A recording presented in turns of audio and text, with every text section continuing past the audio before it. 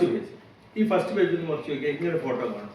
Okay, അദ്ദേഹത്തിൻ്റെ പേര് ഇവിടെ കൊടുത്തിട്ടുണ്ട്, ഡോക്ടർ അസീം കെ ദത്തോറോയ് എന്നാണ്.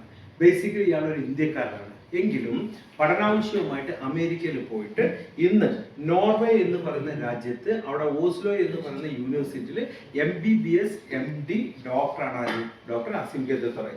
1987 മുതൽ പല വർഷങ്ങളിൽ അദ്ദേഹത്തിന് ഇന്റർനാഷണൽ ലെവലിലുള്ള പല അവാർഡുകളും ഓണേഴ്സ് എല്ലാം കരസ്ഥമാക്കിയിട്ടുണ്ടെങ്കിലും അതിൽ പ്രധാനപ്പെട്ട രണ്ട് കാര്യങ്ങളുണ്ട്. എന്ന് പറഞ്ഞാൽ നമ്മളൊരു കാവ്യഭംഗിക്ക് വേണ്ടിയിട്ട് പറയുമല്ലോ, കിരീടത്തിലെ പൊൻതൂവൽ എന്നൊക്കെ പറയുമല്ലോ, അതേപോലെ പറയുന്ന രണ്ട് കാര്യങ്ങളുണ്ട്. ആ രണ്ട് കാര്യങ്ങൾ നിങ്ങൾ ഈ സർട്ടിഫിക്കറ്റുകൾ ഇങ്ങോട്ട് കഴിഞ്ഞിട്ട് ഒന്ന് മറിച്ച് നോക്കിയാൽ ആ ഹ്യൂമൻ ട്രയലിന്റെ തൊട്ട് താഴെ നിൽക്കുന്ന ഫോട്ടോ നോക്കിയേ. ഹ്യൂമൻ ട്രയലിന്റെ തൊട്ട് താഴെ ഇതാണ് ഞാൻ പറയുന്നത്. ഒന്ന് നോക്കിയേ, ഇതെന്താന്ന് വെച്ചാൽ അതില് ആ രണ്ടാമത്തെ ടോപ്പ് 2% സയന്റിസ്റ്റ് ശ്രദ്ധിച്ചല്ലോ നിങ്ങൾ. ടോപ്പ് 2% വേൾഡില് ലോകത്ത് എത്ര സയന്റിസ്റ്റുകളുണ്ടോ ആ സയന്റിസ്റ്റുകളുടെ പട്ടികയിൽ ലോകത്ത് ടോപ്പ് 2% സയന്റിസ്റ്റിൽ ഇടം പിടിച്ചിരിക്കുന്ന വ്യക്തിയാണ് ആര്? Doctor Asim K Duttaroy. എന്താ 2% എന്ന് പറഞ്ഞാൽ, ഞാൻ ഇതേപോലെ ഒരു പ്രോഗ്രാമിന് ഞാൻ എപ്പോഴും പറയുന്നതാണ്, ചോറ്റാനിക്കര പോയി പ്രോഗ്രാം കഴിഞ്ഞ് ഞങ്ങൾ സംസാരിക്കുന്ന സമയത്ത് അവിടെ അയ്യപ്പൻ പിള്ള എന്ന് പറഞ്ഞൊരു വ്യക്തി ഉണ്ടായിരുന്നു. അദ്ദേഹത്തിൻ്റെ അടുത്ത് ചോദിച്ചപ്പോൾ അദ്ദേഹം പറഞ്ഞു അദ്ദേഹം വിക്രം സാരാഭായിൽ എന്തായതാണ് റിട്ടയർഡ് ചെയ്ത വ്യക്തിയാണ്. ഞാൻ പറഞ്ഞതിന്റെ ചുരുക്കം, ചോറ്റാനിക്കലുകാരുണ്ട്, ഒരു സയന്റിസ്റ്റ് ഉണ്ട്. അങ്ങനെ വരുമ്പോൾ നമ്മുടെ കേരളത്തിൽ എത്രത്തോളം ഉണ്ടാവാം, ആളുകളിൽ എത്രത്തോളം ഉണ്ടാവാം, ലോകത്ത് എത്രത്തോളം ഉണ്ടാവാം. എന്താ ടോപ്പ് 2% എന്ന് പറഞ്ഞാൽ, ലോകത്താകെ 100 സയന്റിസ്റ്റുകളെന്ന് സങ്കല്പിച്ച്, ലോകത്താകെ 100 ആൾക്കാരെ ഉള്ളെങ്കിൽ 2% എന്ന് പറഞ്ഞാൽ എത്രാമനാ? രണ്ടാമൻ അല്ലെ? ലോകത്തൊക്കെ 1000 സയന്റിസ്റ്റ് ഉള്ളൂ എങ്കിൽ ടോപ്പ് 2% എന്ന് പറഞ്ഞാൽ എന്തിൽ വിട്ടു? ആദ്യത്തെ 20 വിട്ടു. ലോകത്താകെ 1,00,000 സയന്റിസ്റ്റ് ആണെങ്കിൽ ടോപ്പ് 2% എന്ന് എന്തിൽ വിട്ടു?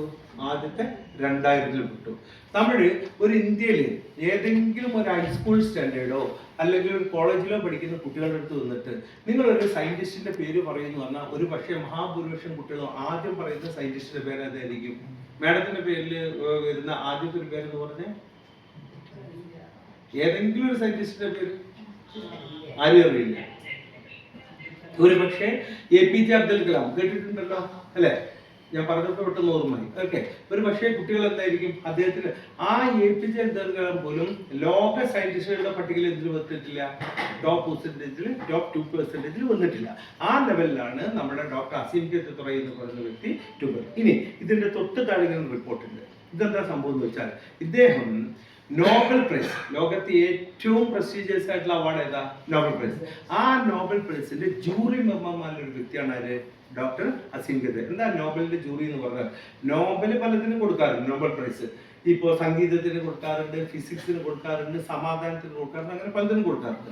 അപ്പോൾ ലോകത്ത് മെഡിസിൻ ഡിപ്പാർട്ട്മെന്റ് ലോകത്ത് ആരുടെ കണ്ടുപിടുത്തത്തിനാണ് നോബൽ പ്രൈസ് കൊടുക്കേണ്ടത് എന്ന് തീരുമാനിക്കുന്ന വ്യക്തിത്വമുള്ള ഒരു വ്യക്തിയാണ്, അങ്ങനെ ജൂറി മെമ്പറുള്ള ഒരു വ്യക്തിയാണ് ആര്? Doctor Asim K Duttaroy. ഞാൻ എൻ്റെ ലിമിറ്റഡ് അറിവനുസരിച്ചിട്ട് കുറേ മൊബൈലിലും ഗൂഗിളിലും ഒക്കെ കയറിയിട്ട് ചെക്ക് ചെയ്ത് നോക്കിയിട്ടുണ്ട്.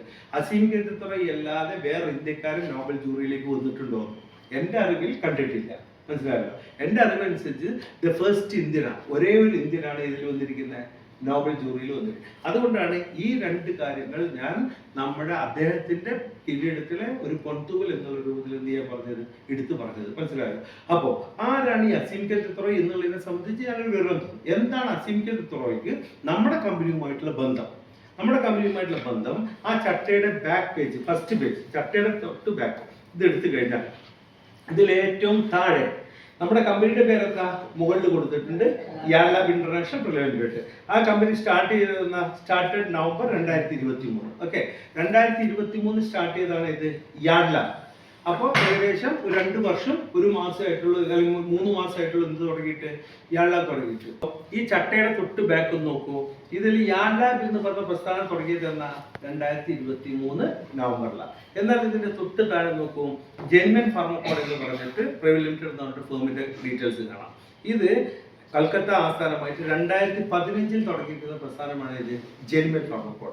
ഈ ജെൻമെൻ ഫാർമക്കോണിന്റെ ഡയറക്ടർമാരാണ് ഈ ഇരിക്കുന്നത്. മനസ്സിലായല്ലോ? മിസ്റ്റർ സായന്തർ റോയ് ചൗധരി, ഡോക്ടർ സുബീർ സർക്കാർ ആൻഡ് ഡോക്ടർ അസീം കെ ദത്തോറോയ്. ജെൻമെൻ ഫാർമക്കോൺ എന്ന് പറയുന്ന യാൻ ലാബിന്റെ പാരന്റ് കമ്പനിയുടെ ഡയറക്ടറും യാൻ ലാബിന്റെ പ്രൊഡക്റ്റുകളുടെ ഒരു ചീഫ് സയന്റിസ്റ്റും എന്നുള്ള രൂപത്തിൽ നിൽക്കുന്ന പേഴ്സണാലിറ്റിയാണ് ആര്? Doctor Asim K ദത്തോറായി.